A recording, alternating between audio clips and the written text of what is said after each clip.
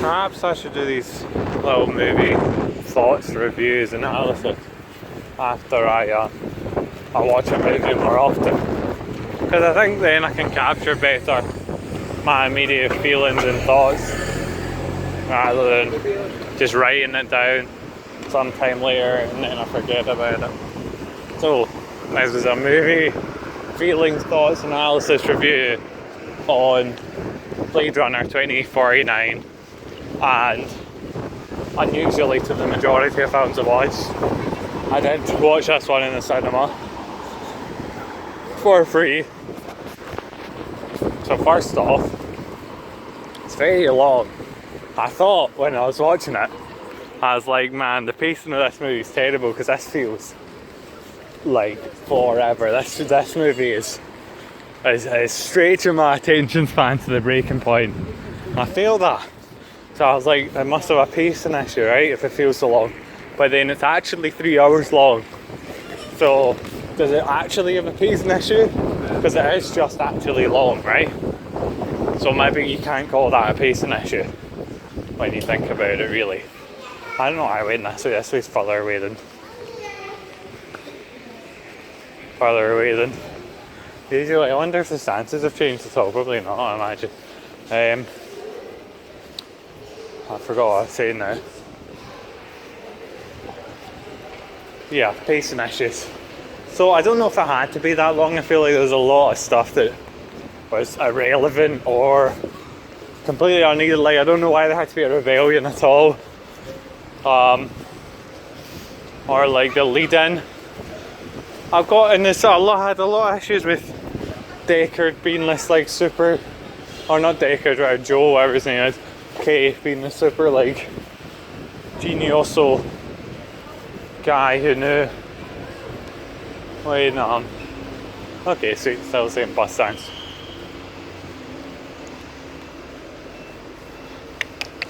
Who knows what time it is? Yeah, so he like solved every problem. The first one I noticed was that when the corpse guy was doing the analysis of the bones, it was Deckard who somehow spots the serial number and also what great timing. The serial number, and hold on, I'm going to pause it and then resume in the bus. Okay then, to resume.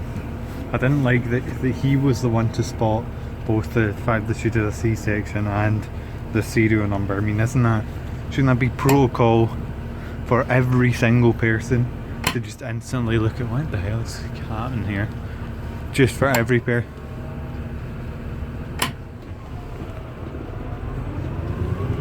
What the fuck is going on? Shouldn't it be protocol for like every person to look, like every body they get in, every set of bones to immediately look and see if one of them's a replicant? Like, that's, it's so easy, it just should be standard procedure. And also the fact that Deckard knew how to use like what seems to be like quite specialist equipment, you know, and like zoom in and stuff like that. I'm okay with him because he's a replicant being a genius or other stuff, but like reading data and stuff like that and comparing it really quickly. But why even have a human doctor, right?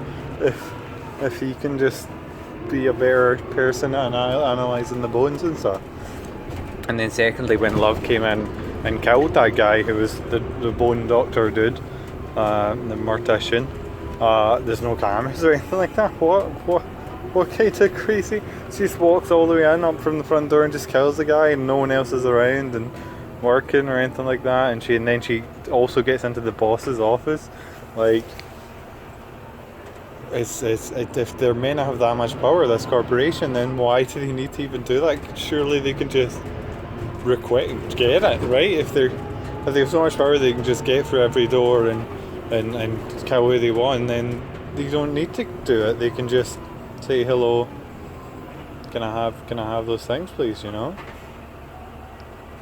It's absurd. It's silly. Like.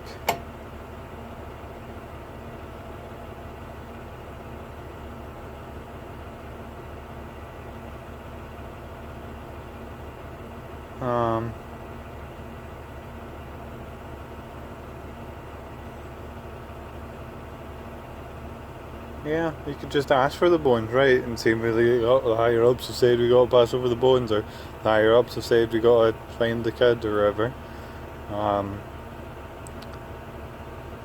Just don't understand that. That's all. What else is there? Also, I feel like this movie was a lot grayer than the first one, but maybe I'm misremembering. Like, the whole city scenes were super dull, and I seem to remember that inside the streets and stuff it was actually quite vibrant and colourful, but on the streets didn't seem the same way, it wasn't, there was a few, like, giant, holograms and stuff like that, but it wasn't nearly as overwhelmed, but I could just be getting confused with another film. It's been a long time since I've seen the original Blade Runner. Yeah, then too often they fight for what seems like no reason. Like when he fought with Deckard, Joe fought with Deckard, I was like, but why are they fighting? Can he not just say, hi, I'm here, he said, hi, I'm here to ask some questions, which for starters, like, you're introducing yourself as police and you're here to ask questions. Can you not? Don't think a better strategy than that, no? And then they're saying like the new models are about to be or run away or anything like that. But then I don't understand how Joe is able to do what he's able to do. Isn't he meant to be a new model? I'm perplexed to that. And then the whole with him thinking that he was the kid. The only works if the only memory of your entire childhood you have is this one little snippet of the one she put in. So I'm not understanding. Did she put in this memory into every fucking model of that version? And what else do they remember? Do they remember like being born, or is that the only memory they have of their childhood? And that's so how are they still a normal person? You get me? Like if they need memory so bad to be human and not to be crazy. They surely need more than one. It kind of doesn't seem to make any sense to me that they would just need that single memory. Because I was thinking that he was, right? Obviously, it was a little switcheroo, so I guess that little twist, and that she, the one in the place, was the replicant kid, which I find hard to believe because surely the guy who hires her, like Wallace, he's gonna fucking be like super into finding out who does his memories, right? He was trying to buy her out. Surely he'd fucking do a background check and be like, oh well, she used to be dead or whatever. Her DNA matches the DNA of someone else. And then the blackout thing was half mentioned. I think as his main getaway, why they can't just like Google who everyone is or whatever, and like as an excuse, but still it doesn't make any real sense, right? Like even if it destroyed all the electronic, you still like doesn't really make sense because even if it just was the power, right? You turn your computer off all the time. It'd have to be like a super magneto charge to realign every single storage medium, and even then I think they'd have bigger issues probably, like if some sort of thing could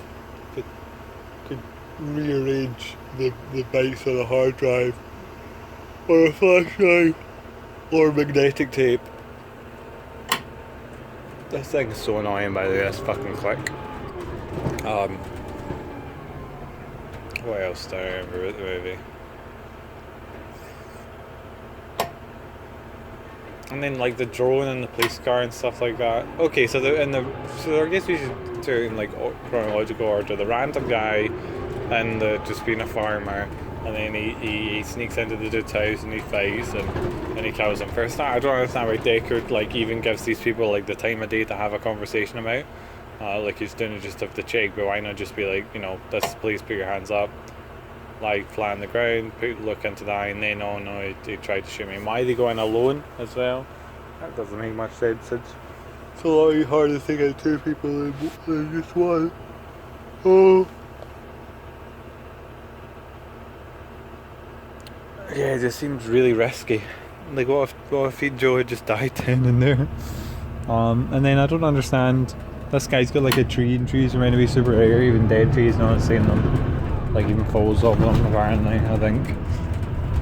Well, maybe falls because they knew what it was, but they seemed like, oh wow, it's a fall of a tree.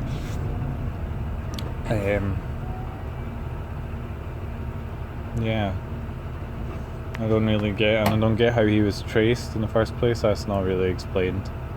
Or like what he's doing. Like if he's a member of the Resistance, he's a combat trained medic. Why are they letting him just farm anyway? Surely he should be part of this Resistance thing where all the whores are part of the Resistance. Speaking of that horse scene didn't make much sense because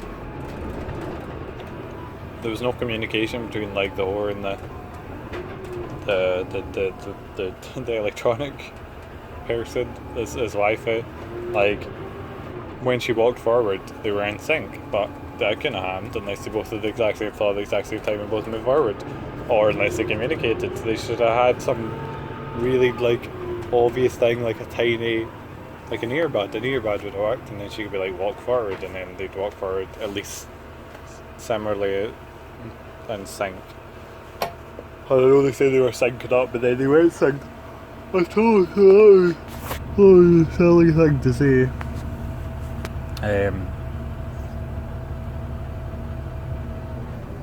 Though I liked it. I liked the whole being out of sync and stuff like that.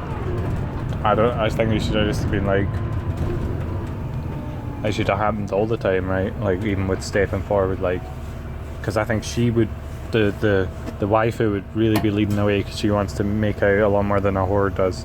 So she should have been like staying forward, and then the waifu like the whore just hurries to step forward or whatever. I don't know. Also, I wonder how much that cost. She stayed all night, and she died, and you never even like said her name again at the end of it.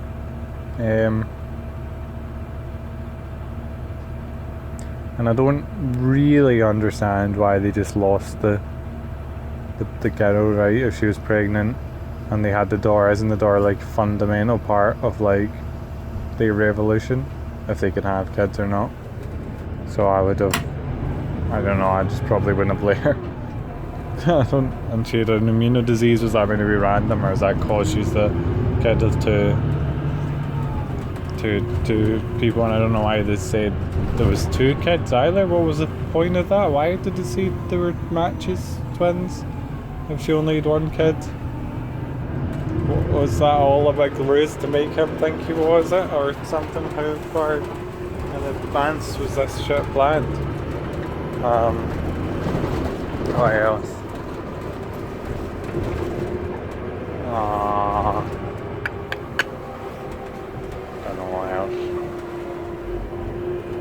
Don't know what else. Trying to remember, it's a long fucking movie. And then there was the creepy guy who was like he was trying to make kids, and then he was like leaning on to Deckard that, it was all part of a plan, and then he was like, her eyes are green. First time, how the fuck do they not know her eyes are green, you know? Like, surely they have her genetic code. And that's like a really simple thing to read from genes. What a thing to fuck up. If they can make her look that similar, then they fucking should know her eyes are green. If they were green, I can't remember.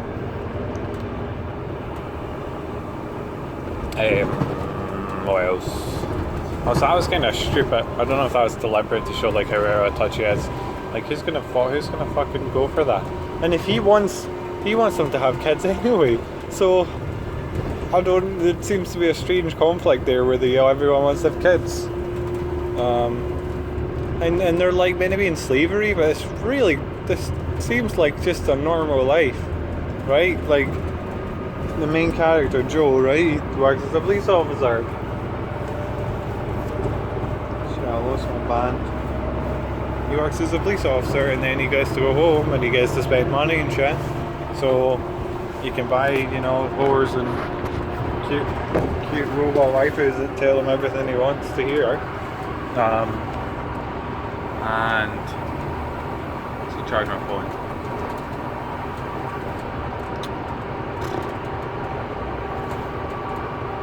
It tells him everything he wants to hear. The only thing is that he gets these PTSD tests where they like go and kill him, but I feel like in that world humans would get that test too, you know? Like, wouldn't they?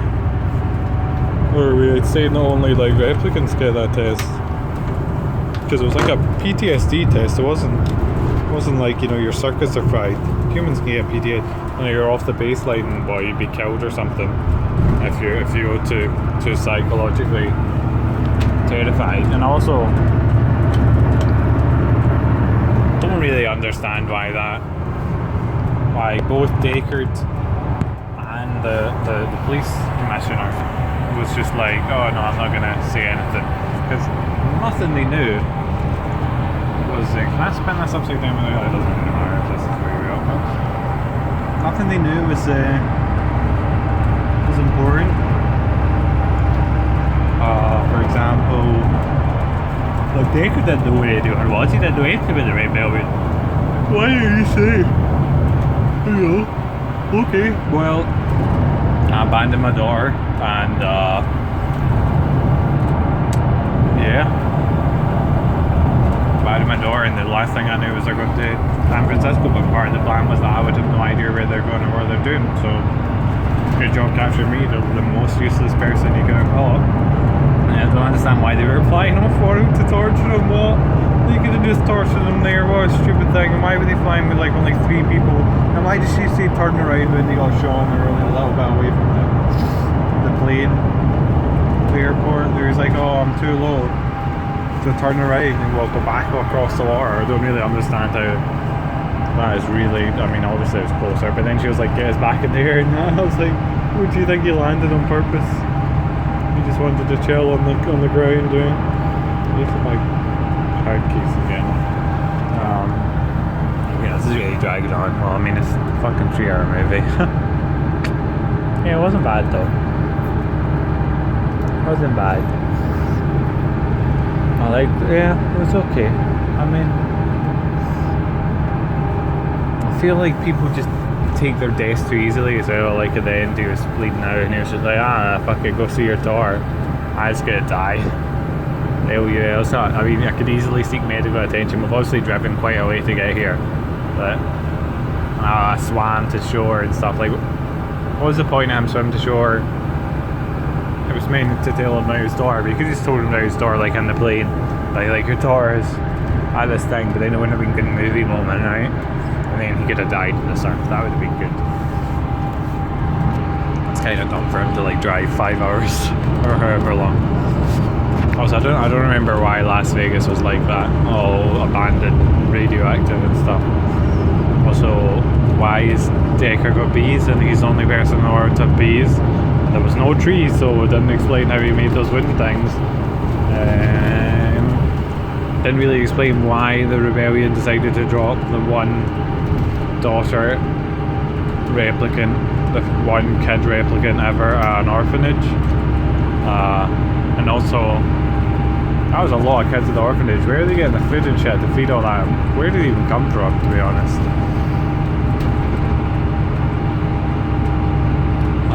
Yeah. The guy was like making protein soup, maggots and stuff. Yeah, okay, I'm done.